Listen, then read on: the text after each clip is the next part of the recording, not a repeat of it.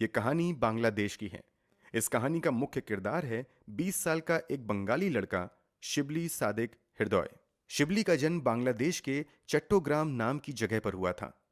इसका संबंध एक बेहद ही गरीब परिवार से था। माता पिता बड़ी मुश्किल से 2 वक्त की रोटी जुटा पाते थे।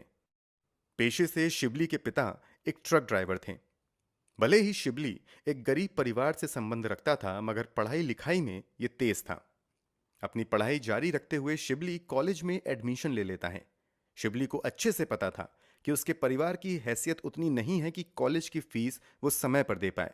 इसलिए परिवार पर बोझ ना बनते हुए शिबली पास के ही एक चिकन फार्म पर बतौर मैनेजर काम करने लगता है। इस चिकन फार्म पर शिबली के अलावा 6-7 लोग और काम करते थे। उन सभी में शिबली की उम्र सबसे कम थी। चूंकि शिबली पढ़ा लिखा था, इसलिए फार्म की पूरी जिम्मेदारी फार्म के मालिक द्वारा शिबली को ही दे दी जाती है। इसलिए वहां काम करने वाले सभी लोग शिबली के ऑर्डर के अकॉर्डिंग ही काम करना शुरू कर देते हैं। रोजाना सुबह शिबली काम के लिए अपने घर से निकलता था और शाम होने तक काम खत्म करके घर वापस चला जाता था। मगर 28 अगस्त 2023 को ऐसा नहीं होता है। शिबली सुबह काम पर तो आता है, लेकिन देर शाम हो जाती है, वो वापस घर नहीं जाता है। देर होने पर शिबली के परिवार वालों को शिबली की चिंता होने लगती है। इसलिए वो शिबली को फोन करने का प्रयास करते हैं, मगर मोबाइल स्विच ऑफ आता है। फिर ये लोग शिबली के कुछ जानने वालों को फोन करके उसके बारे में जानकारी हासिल करते हैं, मगर कहीं से कोई भी जानकारी नहीं मिलती है। अब परिवार वाले शिवली का इंतजार कर ही रहे थे कि रात में अचानक शिवली की मां नाहिद अख्तर के मोबाइल पर शिवली का फोन आता है। बहुत ही घबराई हुई आवाज में रोते हुए शिवली अपनी मां से कहता है कि कुछ लोगों ने मुझे किडनैप कर लिया है। ये लोग जितना पैसा मांग रहे हैं उन्हें दे दो और मुझे बचा लो। शिवली की मां आगे कुछ कह पाती उससे पहले ही फोन कट हो जाता है। उसके बाद ये लोग शिवली से कांटेक्ट करने की कोशिश करते रहते हैं, मगर कांटेक्ट नहीं हो पाता है। फिर कुछ घंटे बाद एक बार फिर से अनजान नंबर से फोन आता है। इस बार फोन करने वाला व्यक्ति कहता है कि अगर तुम अपने बेटे को जिंदा वापस चाहती हो तो 15 लाख बांग्लादेशी टके का इंतजाम कर लो। शिवली के परिवार के लिए 15 लाख एक बहुत बड़ी रकम थी।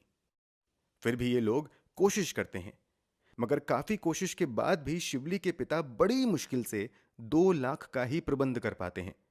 अगली बार जब किडनैपर फोन करता है तो शिबली के पिता कहते हैं कि मैं 15 लाख का तो नहीं बल्कि 2 लाख का इंतजाम कर पाया हूं, इसलिए आप फिरौती की रकम कम कर दें। शिबली के पिता की बात किडनैपर मान लेता है और अब फिरौती के रूप में 2 लाख की डिमांड करता है। जब शिबली के पिता पैसा देने के लिए रेडी हो जाते हैं तो किडनैपर उन्हें 4 सितंबर 2023 को फोन करके बंदरबान डिस्ट्रिक्ट के एक लोकेशन पर बुलाता है। शिबली के पिता बताई गई लोकेशन पर पहुंच जाते हैं। फिर किडनैपर पैसे लेकर चला जाता है। जाते जाते किडनैपर धमकी देता है कि अगर तुमने पुलिस वाले को या किसी को भी इस बारे में बताया तो तुम्हारा बेटा मारा जाएगा।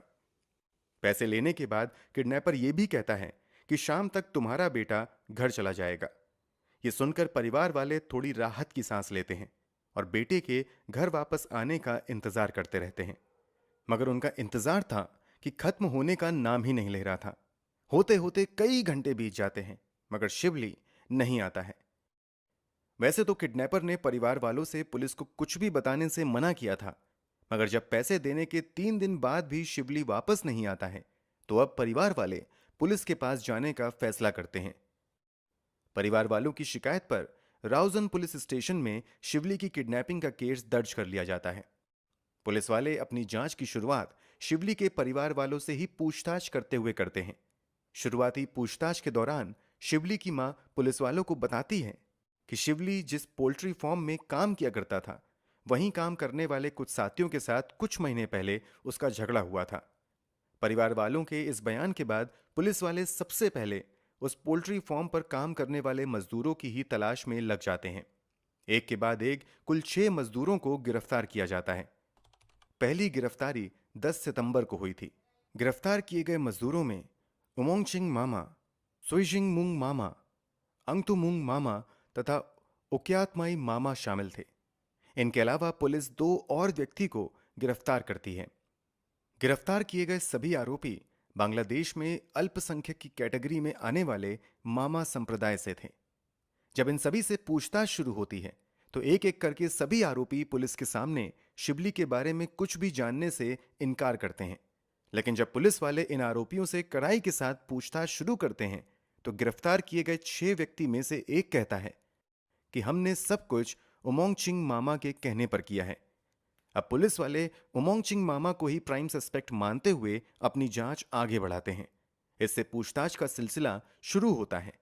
पूछताछ में पहले तो ये बाकी अपराधियों की तरह ही शिबली को मारने से इनकार करता है, मगर पुलिस की थोड़ी सी सख्ती के बाद उमोंग चिंग मामा एक एक राज से पर्दा हटाना शुरू करता है। उमोंग चिंग द्वारा किए गए खुलासे को सुनकर हर किसी के रोंगटे खड़े हो जाते हैं। उमोंग चिंग मामा शिबली को किडनैप करने तथा फिरौती के रूप में 2 लाख बांग्लादेशी रुपए लेने की बात भी एक्सेप्ट कर लेता है। अब पुलिस वाले पूछते हैं कि जब तुमने किडनैपिंग के बाद फिरौती की रकम भी ले ली तो आखिर शिबली घर क्यों नहीं गया। इस पर उमोंग चिंग मामा खुलासा करता है कि हमने किडनैपिंग के कुछ घंटे बाद ही शिबली की हत्या कर दी थी। हत्या करने के बावजूद फिरौती की डिमांड उमोंग चिंग मामा और उसके साथियों ने बस इसलिए की थी कि परिवार वालों को पुलिस तक जाने से रोका जा सके और उन्हें गुमराह किया जा सके। उमोंग चिंग मामा बताता है कि किडनैपिंग के बाद शिबली के परिवार वालों से जो 2 लाख मिले थे उसमें से 1.5 लाख वो खुद रख लेता है। बचे 50,000 को 5 साथियों में बराबर बराबर बांट देता है। जब किडनैपर हत्या की बात कबूल कर लेता है तो पुलिस वाले अब उनसे शिबली की लाश के बारे में पूछते हैं। इस पर किडनैपर बताता है कि उन लोगों ने शिबली को किडनैप करने के बाद आबादी से दूर कदलपुर नाम के इलाके में ले जाकर ऊंची पहाड़ी पर ले जाकर मारा था। खुलासे के मुताबिक ये सभी अपराधी पहले शिबली की हत्या करते हैं, फिर उसके शरीर की हड्डियों से मांस को अलग कर देते हैं। शरीर की हड्डियों को भी कई टुकड़ों में तोड़ने के बाद पहाड़ी पर से ही उसे अलग अलग दिशाओं में फेंक देते हैं। इसके अलावा इन लोगों ने जो मांस को शरीर से अलग किया था उसे दूर ले जाकर कहीं और फेंक देते हैं। इन लोगों ने ऐसा इसलिए किया था ताकि कोई कभी भी शिबली को ना पहचान सके।